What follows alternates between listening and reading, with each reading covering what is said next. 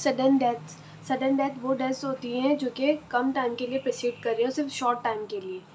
वो किसी भी डिजीज़ की नेचर की वजह से हो सकती है, बाय मॉर्बिड हो सकती है, और या फिर ये जो है बहुत कम टाइम में डेथ कॉज कर देती है। इसको हम लिस्ट कह देते हैं सडन डेथ, क्योंकि ये अचानक से हो जाती है, इसलिए ये जो है थोड़ी सस्पिशियस लगती है। हम इसको डिफाइन कैसे करेंगे देखते हैं, फिर हम इसके कॉजेज़ भी देखते हैं। Deaths which are not preceded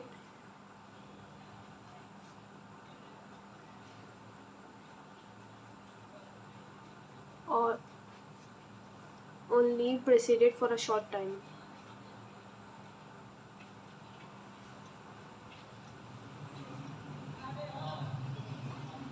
For a short time by morbid means by nature of disease, कोई भी नेचर की वजह से जो डिजीज़ है, डिजीज़ की नेचर की वजह से। ठीक है, अब हम इसके कॉजेज़ देख लेते हैं।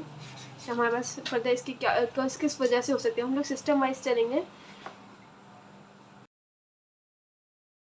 नेचुरल कॉजेज़ भी हो सकते हैं और अननेचुरल कॉजेज़ भी हो सकते हैं। पहले हम लोग इसके सिस्टम वाइज कॉजेज़ देख लेते हैं। सबसे पहले हम लोग बात कर लेते हैं CVS की, कार्डियोवैस्कुलर सिस्टम में। कोरोनरी आर्टरी डिजीज़ हो सकती है किसी को, थ्रोम्बोसिस हो सकता है, सिफिलिटिक इन्फेक्शंस हो सकते हैं, कंजस्टिव हार्ट डिजीज़ हो सकती हैं, वेलवुलर हार्ट डिजीज़ हो सकती है, रूमेटिक हार्ट डिजीज़ हो सकती है, हाइपरटेंसिव हार्ट डिजीज़ हो सकती है, कोई भी इन्फेक्शन हो सकता है, एओर्टिक एनोरिज्म हो सकता है। एनोरिज्म हमारे पास डायलेशन ऑफ ब्लड वेसल होती है, जब वो हमारे पास रप्चर हो जाएगी उसकी वजह से भी हमारे पास सडन डेथ हो सकती है। ठीक है, उसके अलावा अब हम लोग बात कर लेते हैं रेस्पिरेटरी सिस्टम की। रेस्पिरेटरी सिस्टम में किस वजह से सडन डेथ हो सकती है? मैसिव हिमोप्टेसिस की वजह से, क्रॉनिक एस्थमेटिक पेशेंट है, या फिर ऑब्स्ट्रक्शन हो गई है, या फिर एनाफिलैक्सिस हो गई है, या एम्बोलिज्म हो गया, पल्मोनरी एम्बोलिज्म। ठीक है, ब्लड सप्लाई नहीं पहुंच रही उसके पास सही से, क्योंकि हमारे पास अगर ब्लड पल्मोनरी आर्टरी की जो है हमारे पास जहाँ से परफेक्ट कर रही होती है, अगर यहाँ पे आके एम्बोलिस जो है ऑब्स्ट्रक्ट कर दे इसको, तो इस वजह से भी हमारे पास डेथ हो रही होती है। हम फर्दर अब बात कर लेते हैं सेंट्रल नर्वस सिस्टम में। सेंट्रल नर्वस सिस्टम में हमारे पास क्या क्या कॉजेज हो सकते हैं? या कोई भी इंटरसेरेब्रल हिमरेज हो गया, सब एरेक्नॉइड हिमरेज हो गया, एम्बोलिज्म अगेन, मेनिंजाइटिस की वजह से भी हो सकता है, सेरेब्रल थ्रोम्बोसिस की वजह से हो सकता है। ठीक है, इसके अलावा अब हम लोग बात कर लेते हैं एब्डोमिनल में।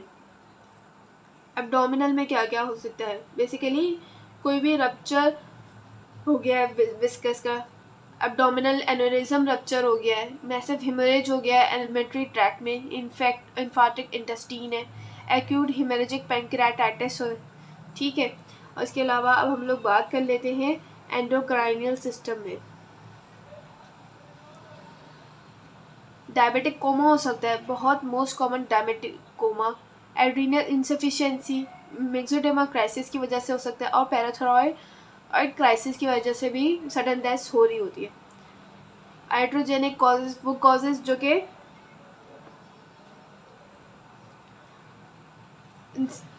पर्सन की खुद की वजह से हो रहे होते हैं।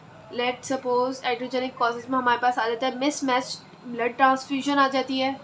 मिसमैच ब्लड ट्रांसफ्यूजन, आपने कोई देखा होगा जब ब्लड मैच नहीं करता और आप लोग इंजेक्ट कर देते हैं तो एक सडन एनाफिलैक्टिक शॉक होता है।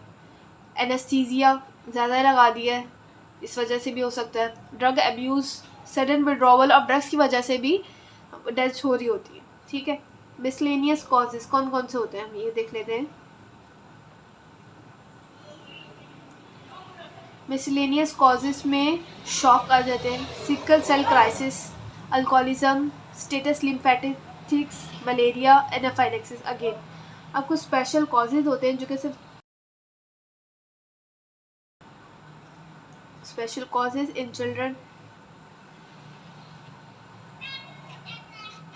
कॉन्जेनाइटल मेंटल एबनॉर्मेलिटीज हो रही होती हैं, या कॉन्सील्ड पंक्चर्ड वूंड्स हो रहे होते हैं। कॉन्सील्ड पंक्चर्ड वूंड्स के मतलब पिन पॉइंट जो है पंक्चर लग रहा है किसी ब्लड वेसल में या फिर कहीं और, ऐसे वूंड्स बन रहे हैं।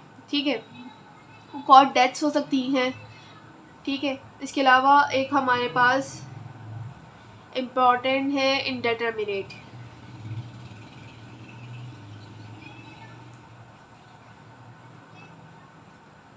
इनडिटर्मिनेट बहुत रेयरली होती है, मतलब कि रेयरली होती है। इनका जो सडन डेथ हो रही थी ना, वो डिफ़ाइन नहीं कर पा रहे होते हम इसमें से किसी में से भी। इन तमाम कॉजेज में हम लोग डिफ़ाइन नहीं कर पा रहे होते हैं वेदर वो किस तरीके से डेथ हुई है, तो उसको हम लोग क्लासीफाई कर देते हैं इनडिटर्मिनेट में। ठीक है, अब ये फर्दर जो है दो तरीके से हम लोग इसको कंसिडर कर रहे होते हैं, या तो सोमैटिक डेथ हुई है या फिर मॉलिक्यूलर डेथ हुई है। सोमैटिक डेथ या फिर मॉलिक्यूलर डेथ हुई है। सोमैटिक डेथ और मॉलिक्यूलर डेथ की हम लोग फर्स्ट वीडियो में बात कर चुके हैं। अब सोमैटिक डेथ और मॉलिक्यूलर डेथ, सोमैटिक डेथ में हमारे पास कुछ साइंस दिख रहे होते हैं, इमीडिएट साइंस हमें मिलते हैं, जिसकी वजह से हम लोग क्लासीफाई करते हैं उनको सोमैटिक डेथ में। इमीडिएट साइंस होते हैं कुछ। और मॉलिक्यूलर डेथ में हमारे पास दो टाइप्स के हमें साइंस मिल रहे होते हैं। एक तो होते हैं हमारे पास अर्ली साइंस और दूसरे होते हैं हमारे पास लेट साइंस। अर्ली साइंस जो है with in 12 to 34 hours after the death में मिल रहे होते हैं, जबकि जो लेट साइन होते हैं ना 24 आवर्स के बाद मिल रहे होते हैं। ठीक है, अब हम लोग बात कर लेते हैं सबसे पहले सोमैटिक डेथ के इमीडिएट साइंस की। इमीडिएट साइंस में हमारे पास मेनली 3 पॉइंट्स आ रहे होते हैं। फर्स्टली हमारे पास आ रहा होता है insensibility and loss of EEG rhythm. इनसेंसिबिलिटी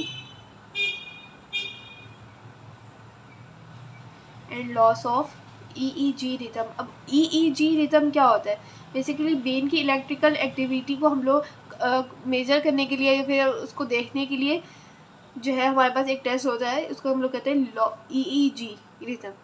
उसमें अल्फ़ा डेल्टा ये सब रेस होती हैं, ये हम लोग जो है सेकेंड ईयर फिजियो में भी पढ़ चुके हैं। Insensibility and loss of EEG rhythm.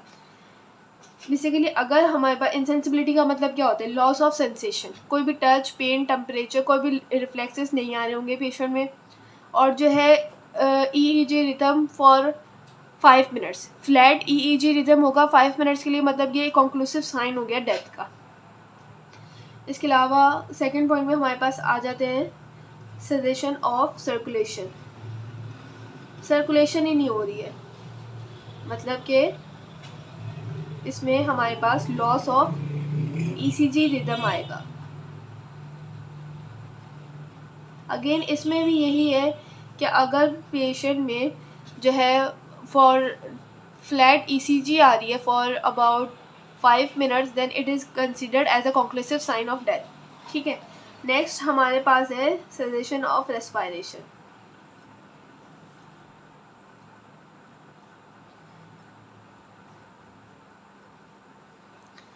Patient respire ही नहीं कर पा रहा है फॉर अबाउट 10 मिनट्स।